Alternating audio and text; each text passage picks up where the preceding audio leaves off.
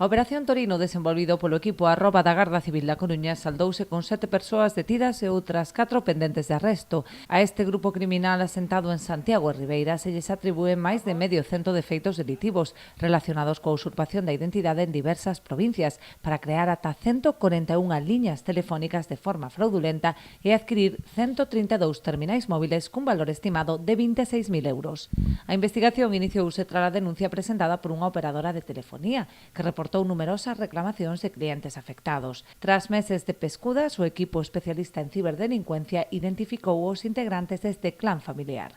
A través de redes sociais e plataformas de compravenda de produtos entre particulares, enganaban as súas vítimas para obter datos persoais que posteriormente utilizaban para contratar servizos e adquirir teléfonos de alta gama que despois revendían.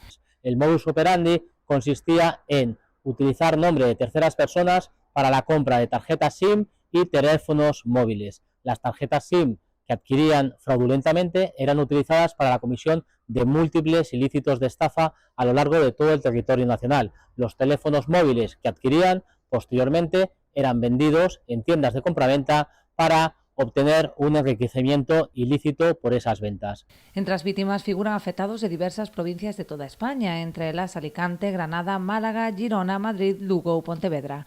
Os detidos están acusados de varios delitos de usurpación de identidade, branqueo de capitais, estafa continuada e falsidade documental. Dende a Garda Civil lembran a importancia de protexer os datos persoais e verificar a seguridade das transaccións realizadas a través de Internet, en especial nas redes sociais e plataformas de compravenda.